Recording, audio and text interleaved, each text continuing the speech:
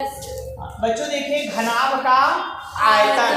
घनाभ हम लोग पढ़ चुके हैं इससे पहले कैसा होता है, आप लोग पिछले वीडियो में पढ़े भी हैं और यहाँ हम आपको बना के दिखाते हैं। बच्चों देखिए घनाभ कैसे बनता है, दो आयत की सहायता से ना, दो आयत की सहायता से। एक आयत ये हो गया हमारा रेक्टेंगल और एक आयत हम देखिए इसमें ये बनाते हैं, ठीक है।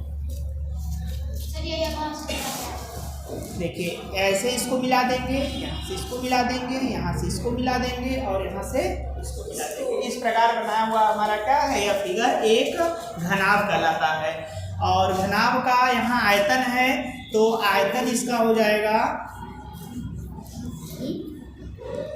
भी बराबर, देखिए आयतन निकालने के लिए हमें तीन चीज़ों की आवश्यकता होती है। पहला कि इसकी लंबाई क्या है, ठीक है ना, तो इसकी लंबाई मान लेते हैं L है। इसकी चौड़ाई क्या है, B है, और ऊंचाई क्या है, H है। तो आयतन बराबर हो जाएगा L गुणे B गुणे H, है ना। बात समझ आया बच्चों, इसको हम कह सकते हैं LBH, जहाँ L क्या है, L को बता देंगे लेंथ, ब्रीथ, और उसके बाद हाइट H, GH, इसका मतलब होता है लंबाई, क्या होता है लंबाई, और इसके मीन्स होता है चौड़ाई, और इसके मीन्स होता है ऊंचाई। हाइट मीन्स क्या होता है, ऊंचाई। बात समझ में आई बच्चों? Yes sir. चलिए अब हमें किसी भी घनाभ का अगर आयतन निकालना हो तो हमें उसकी लंबाई, चौड़ाई और ऊंचाई का गुणा कर देना है ना, निकल जाएगा। और आगे देख लेते हैं हम लोग। इसके बाद घन, देखिए घन का भी आप लोग फिगर चित्र जानते हैं ना। घन का आयतन, घन का आयतन, जो घन हमारा होता है उसका फिगर कैसे बनता है, दो वर्ग की सहायता से बनता है। कितने वर्ग की सहायता से बनता है बच्चों? हाँ, दो वर्ग की सहायता से। जिन वर्ग का आप जानते हैं ना, सभी भुजाएं बराबर होती हैं। हाँ, दोनों वर्ग की सहायता से ये क्या बनता है, घन। और इसमें सभी भुजाएं आपकी क्या होती हैं, बराबर होती हैं। लेंथ, लंबाई, है ना, ब्रीथ, चौड़ाई, और हाइट, ऊंचाई, तीनों इसमें क्या होते हैं, बराबर होते हैं। तो यदि हम घन का आयतन निकालें तो आयतन बराबर हो जाएगा L into B into H। अगर हमारा लंबाई, चौड़ाई और ऊंचाई तीनों क्या हो, A हो, क्या हो, A, सेमी हो या इकाई हो ना, इसको इकाई मानते हैं। बच्चों एक चीज़ हमें ध्यान रखना है कि जो भी हम निकालते हैं आयतन वह किसी न किसी यूनिट में आता है ना। जैसे यहाँ LBH, अगर सबको हम यहाँ आयतन निकाल रहे हैं तो यहाँ लिखेंगे घन इकाई। क्या लिखेंगे, घन इकाई ना, क्या लिखेंगे, घन इकाई, या इसको लिखते हैं इकाई के घाते 3, इकाई घाते 3, ऐसे लिखते हैं। इकाई मतलब मात्रक होता है, इकाई घाते यहाँ 3 होगा, इकाई क्या होता है, मात्रक होता है ना। तो घन का देखिए घनाभ का आयतन जो होता है निकालेंगे तो यहाँ घन इकाई होगा ना, यानी इकाई घाते 3। बात समझ में आई बच्चों? Yes sir. चलिए उसी प्रकार से घन का जब हम आयतन निकालेंगे तो लिखेंगे लंबाई, चौड़ाई और ऊंचाई। यहाँ A इकाई है तो अगर तीनों बराबर मान है तो देखिए L की जगह भी A रख सकते हैं और B की जगह भी A रख सकते हैं और H की जगह भी A रख सकते हैं। तो तीनों का गुणा मल्टीप्लाई करेंगे तो क्या हो जाएगा, A घाते 3। और यहाँ लिखेंगे, यहाँ भी घन इकाई आएगा, क्या आएगा, इसका मात्रक, या मात्रक क्या लिख सकते हैं, इकाई घाते 3, इकाई घाते 3। अगर मान लीजिए हम लोग आयतन निकाल रहे हैं, अगर उसमें हमें सेमी दिया है, क्या दिया है, सेमी दिया है, तो आयतन निकालते समय सेमी दिया है तो इसको लिखा जाएगा सेमी के घात 3 ना, या घन सेमी। इसी को हम दूसरे शब्दों में क्या लिखते हैं, घन सेमी। क्या लिखते हैं, घन सेमी। बात समझ में आया? मात्रक को ऐसे लिखा जाता है ना, ये बहुत जरूरी है। मात्रक कहीं भी अगर पूछा जाएगा तो आपको ध्यान देना है ना। फिर देखिए यह सेमी, अगर मान लीजिए पहला ये हो गया, दूसरा मीटर। अगर कहीं भी मीटर में दिया है तो इसको हम लोग लिखेंगे आयतन निकालते समय, तो लिखेंगे मात्रक इसका हो जाएगा मीटर घाते 3, या इसी को हम लिखेंगे घन मीटर। क्या लिखेंगे, घन मीटर। यह चाहे हम घनाभ में आयतन निकाल रहे हों, चाहे हम घन में आयतन निकाल रहे हों, दोनों में हमारा मात्रक वही रहेगा ना। आयतन का मतलब उसके घाते, जो मात्रक दिया रहेगा उसके घाते 3 हो जाता है ना। हाँ ठीक है, बात समझ आई बच्चों? चलिए, कोई भी मात्रक अगर सेमी में है तो इसको आयतन में क्या लिखेंगे, सेमी घाते 3। हाँ, सेमी घाते 3, या इसको क्या लिख सकते हैं, घन सेमी। हाँ, घन सेमी, घन सेमी। अब नहीं ना भूलेंगे? नहीं सर। चलिए, अगर मान लीजिए यहाँ पे मीटर है तो मीटर को क्या लिखेंगे, मीटर घाते 3। हाँ, मीटर घाते 3। शॉर्टकट पे मीटर ऐसे लिखते हैं ना, मीटर घाते 3। और दूसरे शब्दों में लिख सकते हैं घन मीटर। मीटर। बात समझ आई बच्चों? चलिए, इसको पढ़ने के बाद हम एक और चीज को समझ लेते हैं, फिर उसके बाद तब चलते हैं इसके क्वेश्चन पे ना। हाँ, मात्रकों को कैसे हम लोग बदलेंगे, लिखेंगे, उसको समझ। कुछ ऐसे मात्रक होते हैं, कभी कभी क्वेश्चन में दे देता है लंबाई को सेमी में, चौड़ाई को मीटर में, है ना। कुछ ऐसे मात्रक आ जाते हैं तो हम सबसे पहले सभी मात्रकों को एक में कन्वर्ट कर लेते हैं, एक में उसको बदल लेते हैं ना, ताकि कहीं भी क्वेश्चन में मतलब सॉल्व करने में हमको कठिनाई न हो।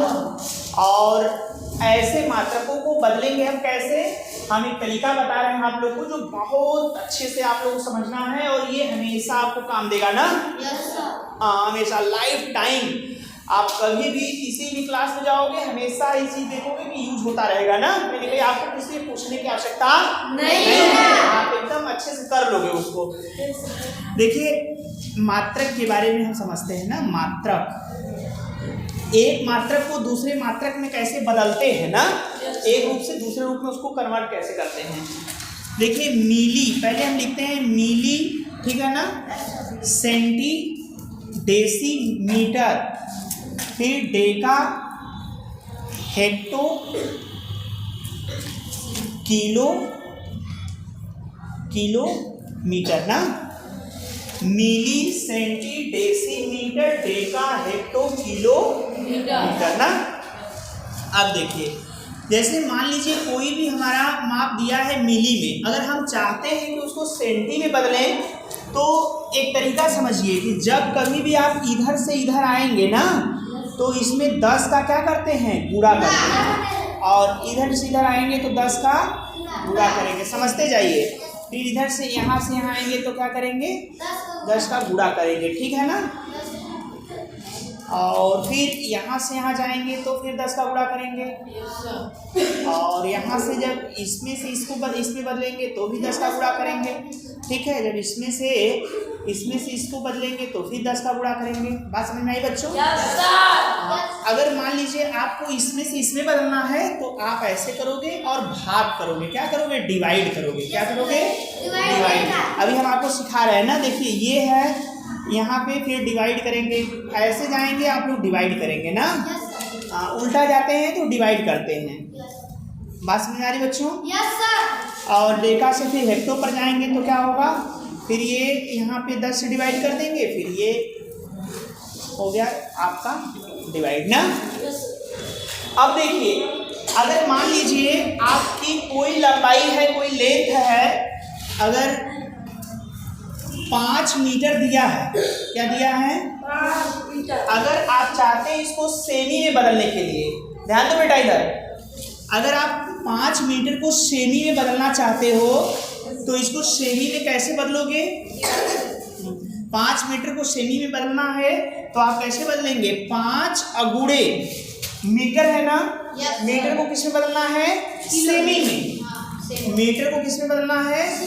सेमी में। देखिए मीटर को किस में बदलना है? सेमी में। तो हम देखेंगे हमारा मीटर कहाँ है? मीटर यहाँ है ना, यहाँ से हम जाएंगे यहाँ पर, सेमी यहाँ है ना, मीटर से कहाँ जाना है? यहाँ पे, सेमी में। तो ये बताइए कि हम इस यहाँ से किधर जा रहे हैं? बाएं की तरफ जा रहे हैं ना, मतलब इधर से इधर आ रहे हैं। तो इसमें ऊपर से जाएंगे कि नीचे से जाएंगे? ऊपर से।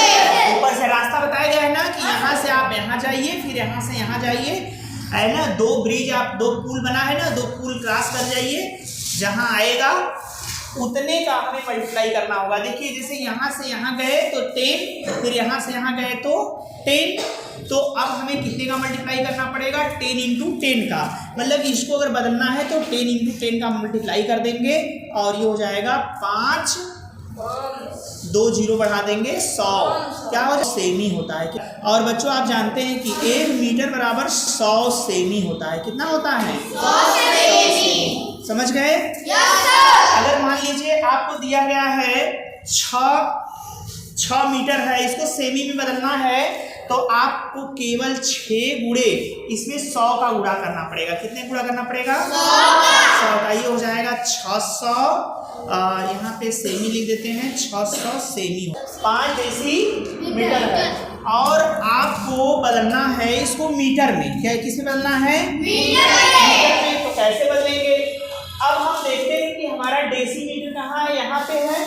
मीटर कहाँ पे है? यहाँ पे। तो ये बताइए कि यहाँ पे अगर है हमारा मीटर, तो हमें यहाँ डेसीमीटर से मीटर पर पहुँचने के लिए कितने कदम चलने पड़ रहे हैं? एक स्टेप ना। तो कितने से डिवाइड किया जाएगा? 10 से। हाँ, डिवाइड किया जाएगा, भाग का निशान लगा है ना। तो इसका मतलब ये हो जाएगा 5/10 मीटर। बदल गया ना मीटर में?